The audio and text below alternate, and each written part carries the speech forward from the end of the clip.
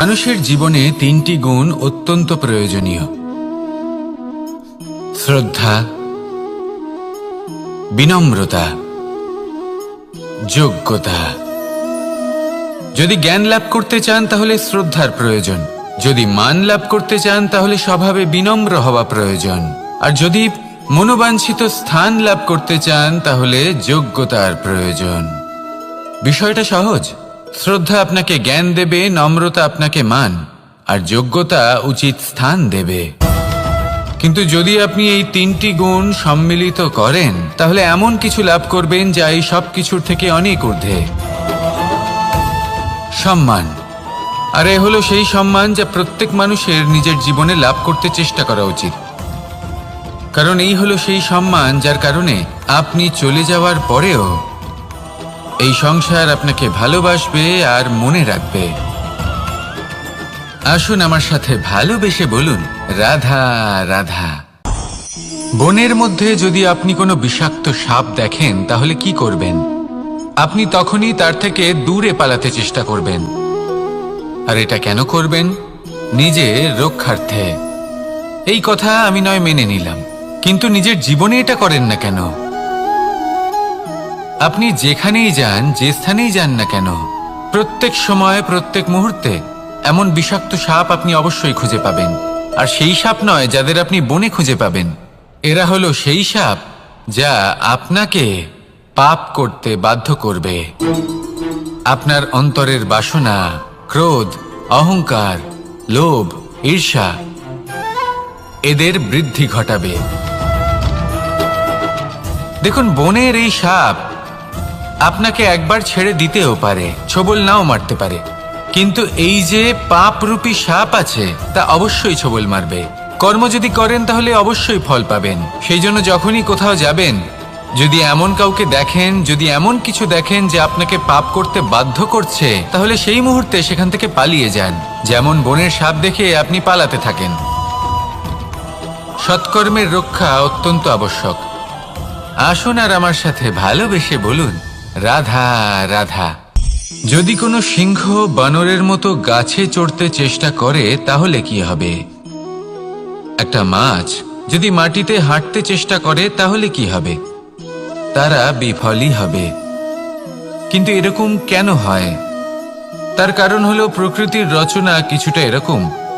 এখানে প্রত্যেকটি ব্যক্তিকে, প্রত্যেকটি প্রাণীকে আলাদা আলাদা গুণের অধিকারী করা হয়েছে এবং সকলকে একটা সীমাও প্রদান করা হয়েছে।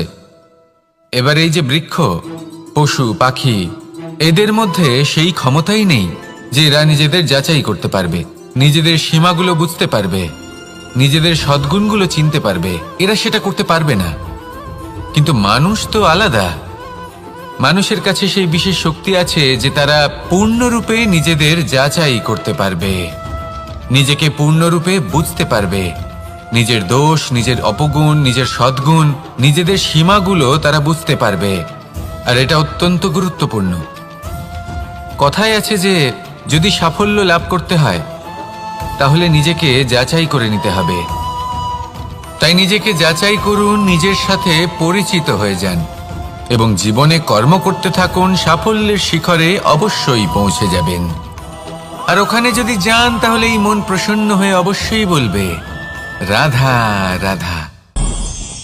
অন্ধকারাচ্ছন্ন রাত্রি যদি এসে থাকে তাহলে আলোকিত প্রকাশ নিয়ে সূর্যও অবশ্যই আসে। রোগ যদি এসে থাকে তাহলে তার ওষুধও অবশ্যই আসে। সমস্যা যদি আসে তাহলে সেই সমস্যার সমাধানও নিজে থেকেই আমাদের কাছে চলেই আসে। এই সংসার, এই জীবনের শুধুমাত্র একটাই নিয়ম আছে, আর তা হলো এটাই: এই সংসার হলো একটা চক্রের মতো। এতে শাশ্বত বলে কিছু নেই, নিত্য বলে কিছু নেই। আর যা কিছুই রয়েছে সব বদলাতে চলেছে।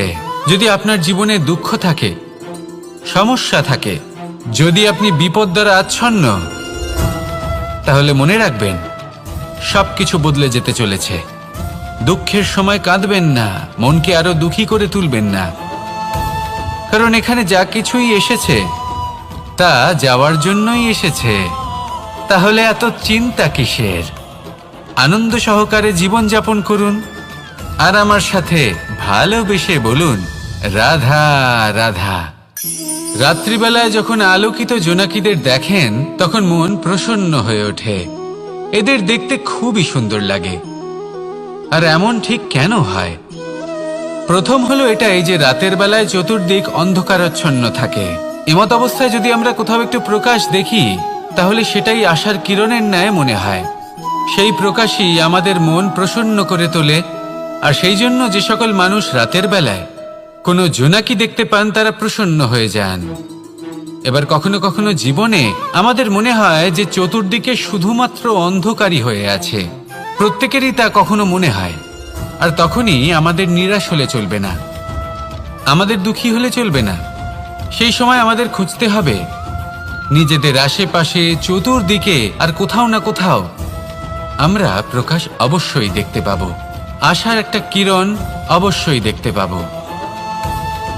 কেউ এমন একটা কর্ম করেন যেটা দেখে আমরা প্রেরিত হয়ে যাই। আর এমন কোনো কর্ম যদি আপনারা করেন তাহলে সেই কর্ম আপনার মনকে প্রসন্ন ভাব, আনন্দ এবং ভালোবাসা দ্বারা ভরিয়ে তুলবে। আপনার অন্তরে সেই অন্ধকারের অন্ত করবে, দুঃখেরও অন্ত করবে। আর এই মন প্রসন্ন ভাব নিয়ে বলবে, রাধা রাধা।